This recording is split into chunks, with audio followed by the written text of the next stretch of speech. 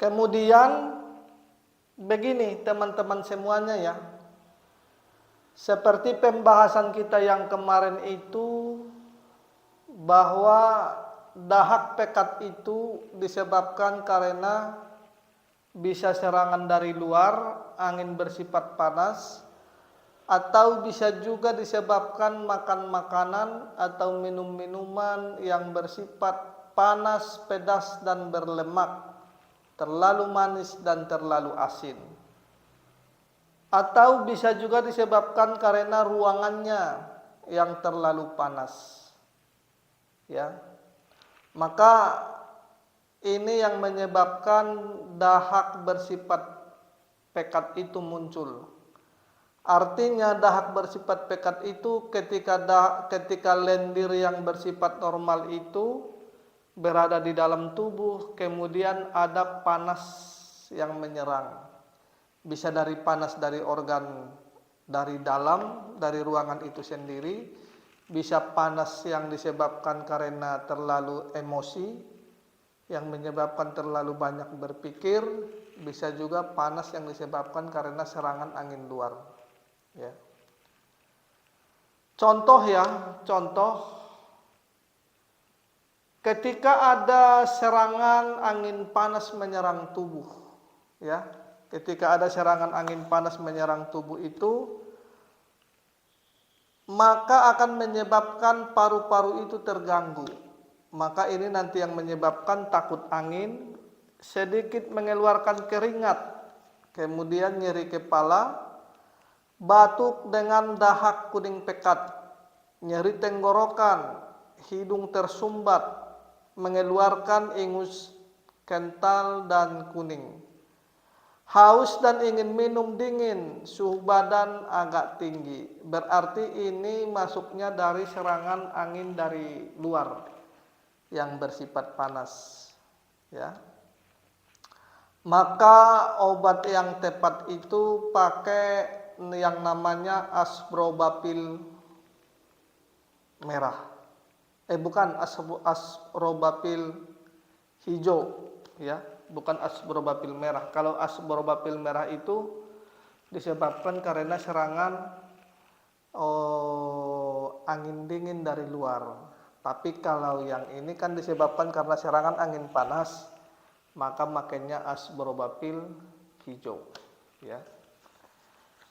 Nah, ketika nanti itu tidak terselesaikan, maka akan menyebabkan paru-paru itu terlalu kering. Jadi ketika paru-paru itu terlalu kering, kemudian ditambah lagi tubuh itu dalam kondisi kekurangan nutrisi, maka akan menyebabkan mulut kering, tenggorokan kering, batuk tidak produktif, dahak pekat dan susah dikeluarkan, suara parau, panas berkala pada sore hari, telapak kaki terasa panas, telapak tangan terasa panas, kemudian berkeringat waktu tidur. Pada sebagian penderita, ketika dia batuk itu bisa mengeluarkan darah. Jadi teman-teman begini, ini ada keringat malam ini ya. Ketika terjadi seseorang keringat malam, itu biasanya ada dua. Kalau dia sering keringat malam tetapi tidak ada keluhan, biasanya jantungnya yang bermasalah.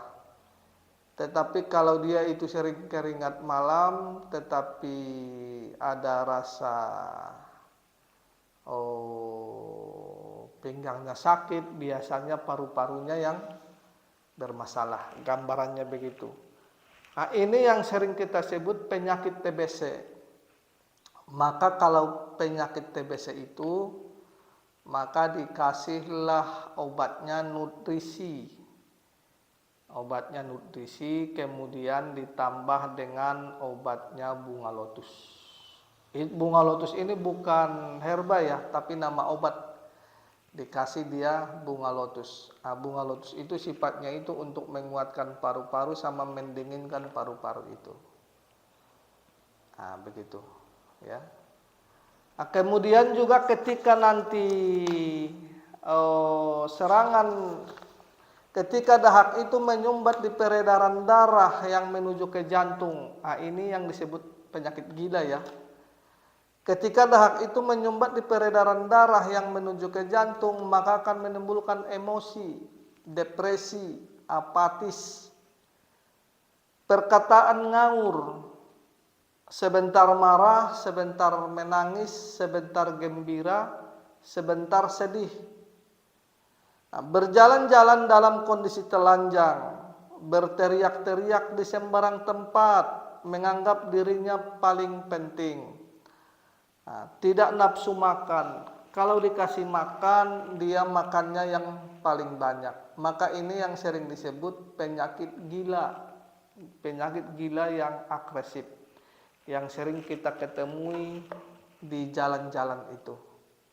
Ini. Walaupun nanti penyakit gila itu kan ada 5 jenis ya. Tapi ini yang salah satunya nih, yang penyakit gila yang sering teriak-teriak di pinggir jalan.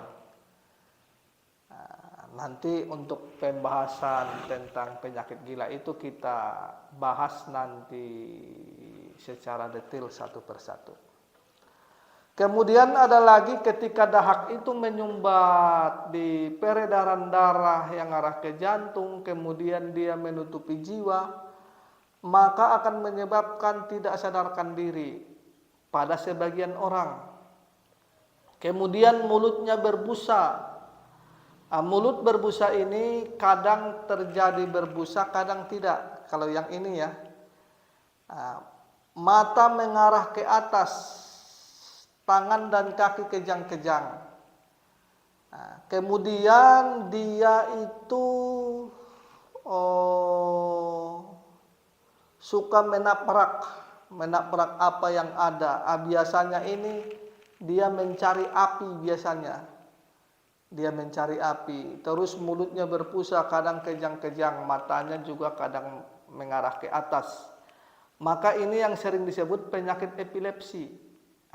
Kalau di Jawa itu biasanya sering disebut itu sawon celeng. Artinya sawon celeng itu seperti babi yang menaprak, bahasanya begitu. Jadi kasus inilah yang sering disebut epilepsi. Jadi obatnya epilepsi ini berarti nama obatnya epilepsi ya. Ditambah lagi satu lagi, bila serangan energi liver itu terhambat oleh dahak, maka akan menimbulkan nyeri kepala, terasa pusing, nyeri pinggang, lutut lemah, mendadak wajah miring, sulit bicara, badan mati separuh, lidah tampak merah, selaput kuning. Kasus ini sering kita ketemui pada orang yang terkena stroke. Tapi stroke ini stroke karakter panas. Maka obatnya biasanya itu pakai stroke, nama obatnya. Kemudian nanti kalau ada keluhannya pinggang pegal, lutut lemah atau kakinya bermasalah, maka dikombinasilah obatnya dengan tonik urotang. Gambarannya begitu ya. Artinya beginilah teman-teman semua. Kenapa kita menggambarkannya begitu? Karena seperti pembahasan kita yang kemarin itu, dahak itu sebenarnya dibutuhkan di dalam tubuh. Tetapi kalau dia menyumbat, maka akan menimbulkan permasalahan. Tergantung nanti sumbatannya di mana. Sumbatan itu yang menentukan nama penyakitnya. Artinya dia menyumbat di mana, maka nama penyakitnya juga akan berubah. Dan perubahan ini sangat banyak sekali. Ya, ini juga kasus dahak pekat ini sebenarnya banyak sekali. Dahak pekat itu ya, cuma ini kita kasih gambaran hanya 5 macam. Jadi kita akan melanjutkan lagi. Ini soalnya udah puasa yang ke berapa di sini? Yang puasa yang ke-28 ya, ke-28.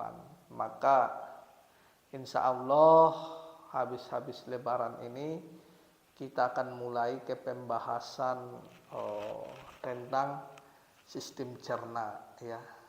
Yang ini yang kita gambarkan ini hanya penggambaran dulu.